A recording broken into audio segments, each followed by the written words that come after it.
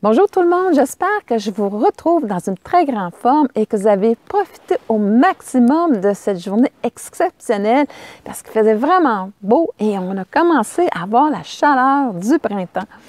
Alors, je vous retrouve pour la 23e vidéo et là, je vais vous parler vraiment de la blessure de trahison.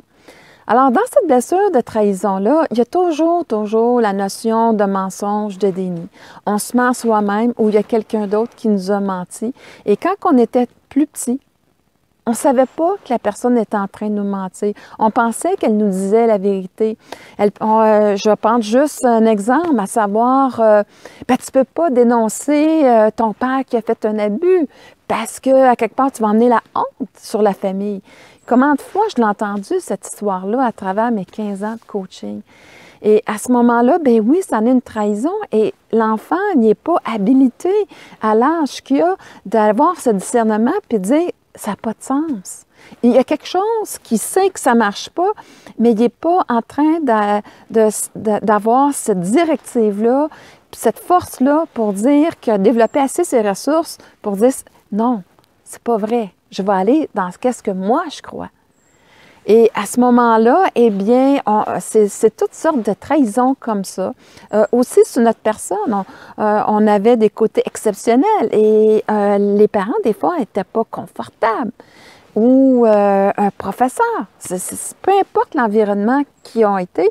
Et là, à ce moment-là, bien, c'est qu'ils ont coupé cet aspect-là de dire, bien, c'est pas correct d'être comme ça. Bien oui, mais moi, je suis comme ça. C'était correct. Mais là, on m'a fait croire que c'était un problème d'être qui je suis parce que j'avais un côté très développé de la peinture, la musique, un goût qui ne fitait pas dans les notions de valeur parce que de la famille. Et là, à ce moment-là, bien, il peut y avoir des trahisons. Comme, exemple, la meilleure. On ne vit pas d'être un artiste. Okay? Alors, dans cette notion-là, bien, si on l'a cru, bien entendu, quand on le croit, on va emmener cette énergie-là, on va la bâtir. Et là, c'est là qu'on va finir par y croire. Mais dans le fond, c'est parce que, comme je crois ça, bien, ma création va aller dans ce sens-là. Et à ce moment-là, eh bien, je ne pourrais pas aller dans cette dimension-là où est-ce que je peux être la personne que je suis. L'autre aspect aussi, c'est que dans la trahison, on essaie souvent d'avoir la maîtrise. Hein? La maîtrise pour justement faire en sorte que je contrôle tout. Comme ça, bien, je ne ferai pas trahir. Mais en fait, en arrière de cette maîtrise-là, il y a toujours la peur sous-adjacente. Ça fait qu'on va arriver où soit la personne va prendre complètement le contrôle ou il va s'assiner à vouloir avoir la maîtrise et la maîtrise sur l'autre pour pouvoir se rassurer en tant que personne. Et là, à ce moment-là, c'est le carreau. En fait, c'est certain qu'il faut arrêter de se mentir à soi-même. Quand une relation, quand ça fait 2-3 fois que la personne a été violente avec moi, bien, il faudrait peut-être que je commence à allumer, de dire, même s'il me dit « je suis désolée », puis il arrive avec tous les compliments, c'est qu'il y a une partie de lui qui l'emmène dans ces comportements-là et il faut que, même si je suis capable de voir le beau en la personne, il faut que je tienne parti de considérer cette partie-là. Et là, à ce moment-là, je dois prendre la bonne décision pour moi. Je dois aller d'arrêter de me mentir et de dire « Attends une minute, ça ne fonctionne pas. Je ne mérite pas ce genre de comportement-là, que quelqu'un vienne me faire ça. » Et à ce moment-là, bien, pour me respecter, je dois aller dans les prises de décision qui vont m'emmener à reprendre la maîtrise de moi-même, la maîtrise de la situation. OK? En fait, j'y ai bien pensé, puis ça, c'est la façon commune qu'on va enseigner, c'est de reprendre tout simplement la maîtrise de la situation en arrêtant de dénier, en étant sincère avec soi-même, en étant honnête. C'est dans ces espaces-là qu'on va trouver la solution à notre problème parce que c'est dans cette dimension-là qu'on va arrêter, nous autres, de se trahir et aussi de jouer dans ces énergies-là. Sauf que je me suis poussée encore plus loin, cette quête-là. Alors, dans cet espace-là, j'ai ouvert dans la conscience du maître. Le maître, si je prends un exemple, si je suis en affaire avec une personne, et pendant des années, ça va bien, mais dans les 6 derniers mois, à un moment donné, je m'aperçois qu'il y a des sorties d'argent, et ces sorties d'argent-là, il l'a pris pour son intérêt personnel. Quand je suis dans l'ego, le facteur, je le prends personnel, je suis en train d'amener un combat avec l'autre. Et là, à ce moment-là, je veux qu'il réalise son tort. Je veux qu'il réalise qu'il m'a trahi. Je veux qu'il fasse toutes sortes de choses que je n'ai pas aucune maîtrise. Et là, c'est là, à ce moment-là, quand l'autre ne va pas dans cette lignée-là de reconnaissance, bien là, ça se peut là, que là, je me perds. Puis que là, aussi, que l'argent que j'ai perdu, c'est comme la fin du monde, tout s'écroule. Le maître intérieur, non. Non, il n'y a rien qui s'écoule. Il n'y a rien qui s'écoule parce que ce qui a été fait, ça l'appartient à l'autre. Et c'est lui qui a été malhonnête. C'est lui qui a manqué d'intégrité. Moi, ce que je vais faire en maître, c'est que le maître intérieur, lui, ne manquera pas d'intégrité. Il va aller poser les gestes selon ses valeurs, ses critères qui font en sorte qu'il sait qu'il est dans l'harmonie avec ses valeurs. Et là, il va poser les actions en fonction de ça. Et il va pas perdre de temps à aller haïr la personne. Non, il va faire ce qui est juste et il va continuer à aller dans le sens qu'il va réaliser aussi tout qu'est-ce que ça lui a apporté et que, dans le fond, c'est pas contre lui qu'il le fait, mais c'est à lui qu'il le fait. Et ça fait toute la différence. Ça fait toute la différence parce que je ne suis pas en train de...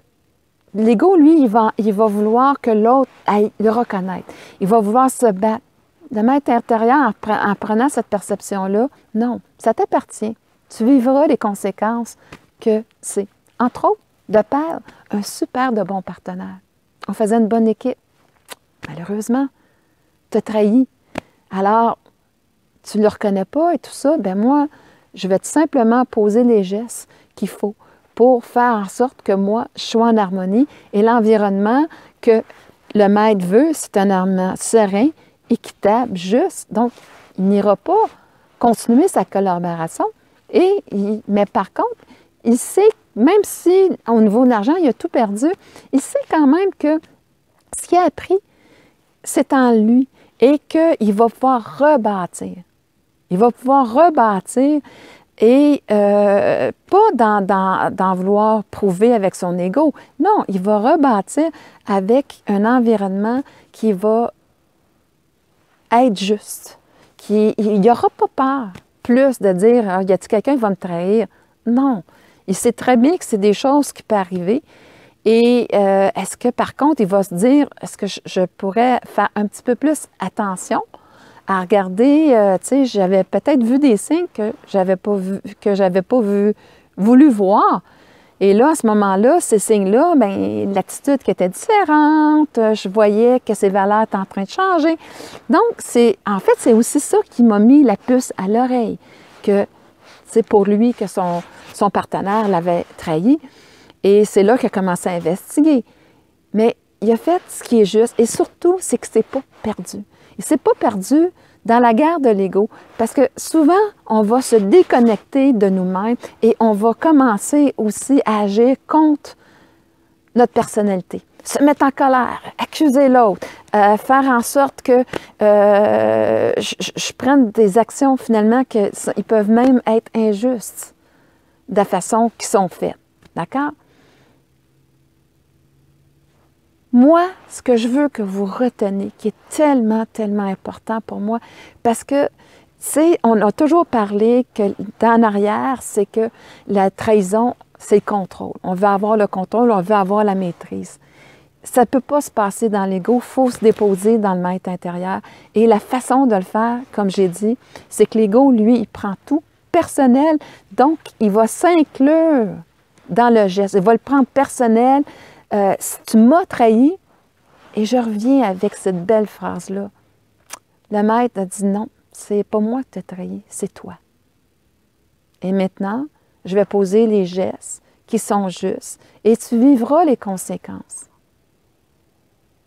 Et là, à ce moment-là, je garde complètement la maîtrise de la situation. Je ne suis pas en train de me perdre dans l'ego qui est en train de faire un discours à n'en plus finir et des actions qui aussi peut être une perte énorme d'énergie. Alors, c'est surtout ça que je voulais vous emmener à conscientiser parce que je me rends compte que de toute façon, dans toutes les mémoires, si on va dans cet aspect-là, d'arrêter de que ce soit un reflet. Hein? L'enfant ne fait pas de différence entre son parent et lui parce que il n'y a pas ce concept-là. Hein? C'est comme il est au centre de l'univers, fait que son parent devient lui et il y a une confusion. Lorsqu'on vieillit, on doit défaire cette confusion-là, amener du discernement et là, voir que à part entière, je suis une personne. Alors, celui qui pose le geste, ce geste-là lui appartient. Et moi, ce que je fais, c'est que je ne rentre pas dans l'ego à vouloir me défendre de ma valeur par rapport à s'il m'emmenait un geste de honte, de dire « je suis pris dans la honte ». Non, j'y laisse la honte. J'y laisse. Et c'est là que je m'aperçois que le maître intérieur va avoir une notion de perception complètement différente. Il ne rentrera pas dans le jeu de la blessure. Il va tout simplement rester intègre dans ses pensées, dans ses valeurs, et il va agir en fonction de ça. Et il va laisser tout simplement l'autre vivre lui-même les conséquences de ce qu'il a fait. Et le maître va tout simplement continuer de créer sa vie et de porter son attention sur qu'est-ce qu'il veut créer, tout en étant juste par rapport à lui-même face aux actions qu'il a à prendre dans la situation. Mais il va le faire de façon paisible. Parce qu'il n'y a pas son identité qui est remise en cause. Pas du tout. Il sait qu'il n'y a rien à voir avec ça. Il sait qu'à quelque part, ça appartient à l'autre et il va tout simplement garder sa maîtrise, autant émotionnelle, autant sur la manière qu'il va agir. Et c'est vraiment cette notion-là que je voulais vous emmener. Elle est tellement importante. Et je pense que je ne l'avais jamais aussi bien vue. En fait, faire des vidéos m'a emmené vraiment à une intériorisation de moi-même aussi, parce que quand on essaie de l'enseigner, on va encore plus loin, on décortique encore plus. Et ce matin, quand je suis arrivée faire la vidéo, ça fait quelques jours que ça me trotte justement cette notion-là de ne pas prendre l'événement, de le laisser à l'autre. Et c'est encore plus clair ce matin par rapport à la mémoire de trahison. Et là, c'est que j'essaie pas de contrôler la situation. Je t'en maîtrise la situation. Pourquoi? Parce que les événements pour le maître n'ont plus d'emprise sur lui. Il lui indique tout simplement le chemin à suivre. Dans l'acte juste, dans la continuité de ce qu'il veut créer, c'est juste un détour pour lui et c'est tout. Alors, vous voyez cette force-là qui est là et qui est palpable quand on pense de cette façon-là. Et c'est ça, pour moi, d'aller connecter ce maître intérieur-là. L'ego, lui, il est dépendant des autres, du regard des autres, dépendant de solutionner à travers l'autre. Et c'est ce qui fait qu'il se perd dans l'emprise qu'ont les autres sur vous. Alors, c'est pour ça que cette façon-là de vous expliquer, je ne l'ai jamais expliqué aussi clairement que ça, mais c'est les mots que j'ai essayé de trouver le plus possible pour pouvoir vous expliquer, vous exprimer cet enseignement-là. Et je n'ai pas la notion de dire « wow, je sais tout ». Et non, mais pour moi, par exemple, quand j'y pense de cette fonction-là, ça fait tellement de sens. Et ça fait tellement que les pertes d'énergie qu'on a à vouloir être aimé, à vouloir correspondre à ce que les autres s'attendent de nous, à vouloir rencontrer leurs attentes, tout le tralala. Mon Dieu, quand on est dans le maître, quand on est connecté dans cette dimension-là, eh bien, on suit la journée que ça nous dit à l'intérieur, avec nos valeurs, qu'est-ce qu'on veut réaliser et on s'enligne dans cette création-là. Et à ce moment-là, l'univers, elle peut nous aider énormément parce que quand vous créez, cette demande-là est justement passée au maître. Et que si vous n'allez pas dans ce sens-là, bien, vous êtes déconnecté. Et le vide intérieur que vous ressentez, c'est la déconnexion avec votre maître intérieur.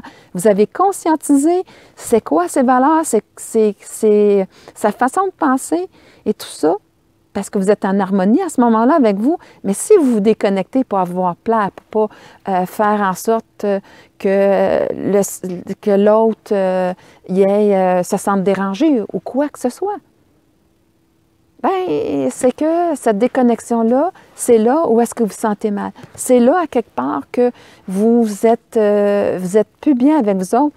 Et c'est tout le temps par rapport à ce que l'autre va penser de moi. Le maître intérieur reste toujours pas par rapport à ce qu'il va penser. Il reste toujours à l'intérieur de lui par rapport à son intégrité face à lui-même. Alors, en toute conscience, est-ce que vous allez continuer à suivre la route de l'ego qui, lui, par sa dépendance aux autres, les autres ont énormément d'emprise sur eux, donc les événements aussi, beaucoup d'emprise, et c'est là qu'il y a la perte de contrôle inévitable. Ou est-ce que vous allez vous installer dans le maître où ce que les événements n'ont plus d'emprise, pas plus que les personnes.